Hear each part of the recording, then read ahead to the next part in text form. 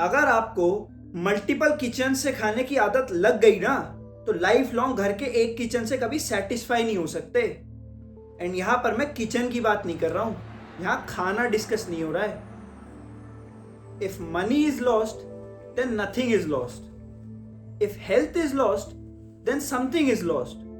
But if character is lost then everything is lost. कुछ तो reason होगा ना इस कहावत का। आज के समय में कैजुअल इंटीमेसी खुल के प्रमोट हो रहा है। सोशल मीडिया प्लेटफॉर्म्स पर इसे खुल के प्रमोट करा जा रहा है।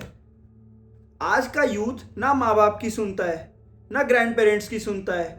अच्छी चीजें पढ़ना देखना तो दूर की बात, ये इन्फ्लुएंस होते किन से हैं? So called modern influencers. Youth ने इनको अपना गुरु बना के सर पे बिठा लिया है। मोरालिटी एंड डिग्निटी तो जमीन के नीचे धंस गई है। हमारा यूथ, हमारा देश कहां जा रहा है? हमारे संस्कार ये अलाउ नहीं करते थे इंटीमेसी विदाउट कमिटमेंट को। आप किसी भी व्यक्ति से इस बारे में बात करेंगे, वो एक ही जस्टिफिकेशन देता है, मेरी बॉडी मेरी मर्जी। चलो, कहीं ना कहीं ये ठीक भी है, पर क्या सिर्फ बॉडी की मर्जी से ही सब कुछ चलता है? डिग्निटी मोरालिटी का कोई अस्तित्व बचा है या नहीं?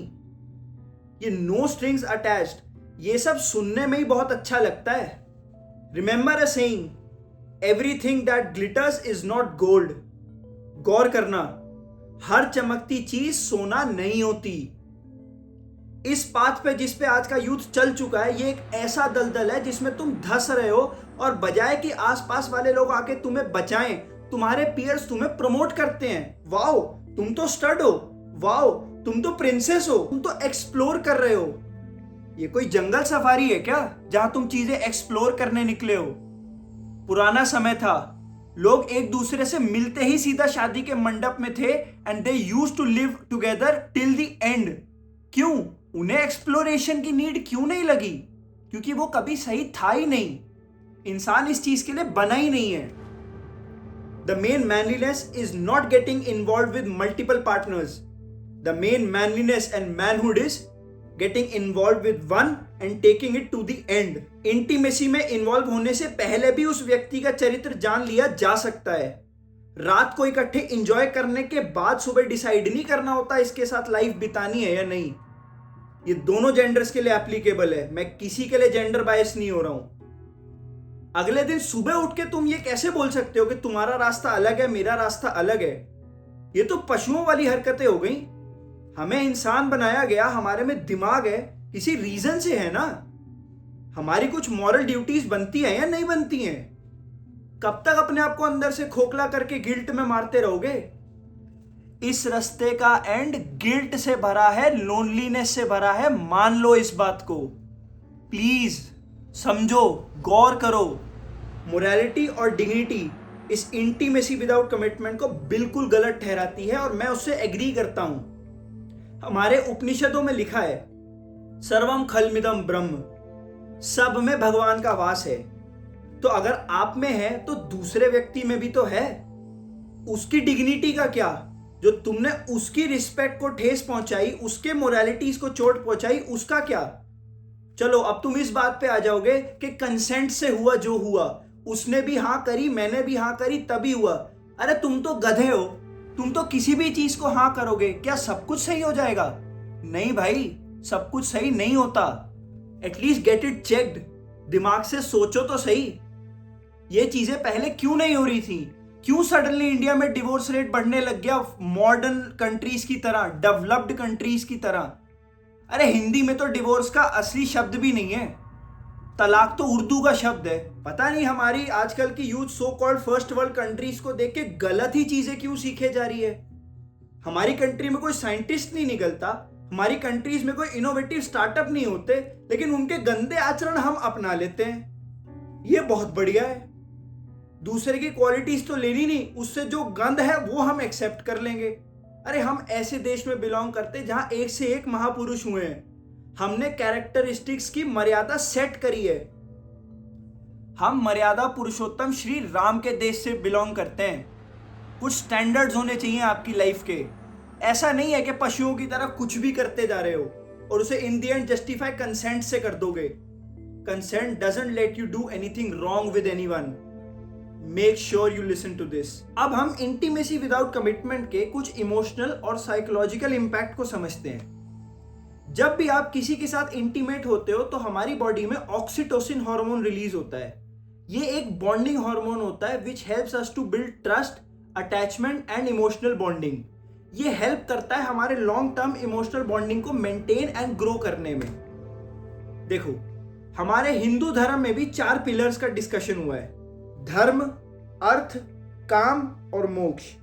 तीसरा पिलर यानी कि काम, हमारे तो धर्म में भी इसको एक एसेंशियल पार्ट माना गया है। इसको हम गलत नहीं कह रहे, मैं भी इसको गलत नहीं कह रहा हूं, बट एक सिस्टम, एक बैलेंस के साथ। ऐसा नहीं है कि हर किसी के साथ इन्वॉल्व होते चले जाओ वो सही होगा, नहीं, वो सही नहीं है। इसके कुछ बहुत गलत इंपैक्ट्स पड़ते हैं जिसको मैं अभी तुम्हारे साथ डिस्कस करूंगा। लॉन्ग टर्म अगर तुम मल्टीपल लोगों के साथ इंटीमेट होते जाओगे तो बहुत गलत इंपैक्ट्स तुम्हारे शरीर पर भी पड़ना शुरू हो जाते हैं। पहला, इमोशनल ब्लंटनेस। आपके दिमाग में ऑक्सीटोसिन मल्टीपल टाइम्स रिलीज होता जाएगा तो दिमाग आपके इमोशनल बॉन्डिंग को सीरियसली लेना ही बंद कर देगा बॉस। उसको लगेगा ये तो इसके रोज का काम है, रोज नया व्यक्ति आता है, रोज ये इंटीमेट होता है। वो आपके लिए इमोशनल बॉन्डिंग का मतलब बिल्कुल ही नील कर देगा। दूसरी चीज, रिड्यूस्ड रिसेप्टर्स। जैसे हमारे डोपामीन मैकेनिज्म के साथ होता है कि मल्टीपल टाइम्स अगर आप डोपामीन रिलीज करते हो तो रिसेप्टर्स बहुत कम रिस्पॉन्स करना शुरू कर देते हैं। Same goes with oxytocin. Multiple लोगों के साथ इंटीमेट होने पर जब दिमाग मल्टीपल टाइम्स ऑक्सीटोसिन रिलीज करने लगता है तो इसके रिसेप्टर्स भी रिस्पॉन्स कम कर देते हैं, which again creates a problem in long term emotional bonding. तीसरा point, trust and attachment issues. जब आप लंबे समय तक मल्टीपल लोगों के साथ अटैच होते जाते हो, ऑक्सीटोसिन रिलीज होता जाता है तो वो आपको किसी एक के लिए सीरियस होने ही नहीं देता।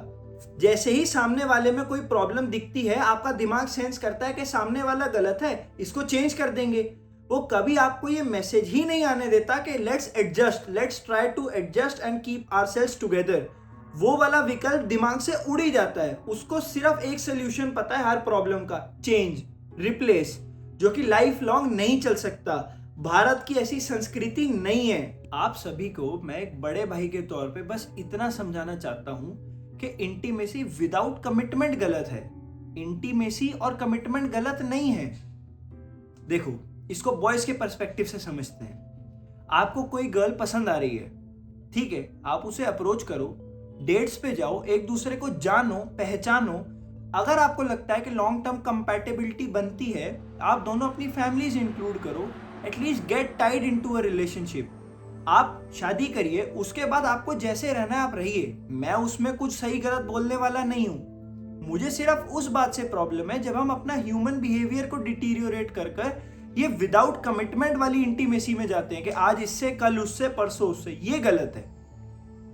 आप अगर किसी के साथ लॉन्ग टर्म सेटल होना चाहते हैं, पहले जान लीजिए ना उसको, देन उसके बाद आगे किसी स्टेप पर जाइए। साथ रहना प्रॉब्लम नहीं है, साथ रहो, लेकिन लंबे समय तक एक व्यक्ति के साथ रहो। Same goes for the second gender. ये वीडियो मैं किसी को जज करने के लिए नहीं बना रहा हूं। मैं किसी को भी तराजू पर तोल के सही या गलत डिक्लेयर नहीं कर रहा हूं। मेरा काम सिर्फ इतना है कि आपको सही और गलत रास्ते का डिफरेंस बता सकूं।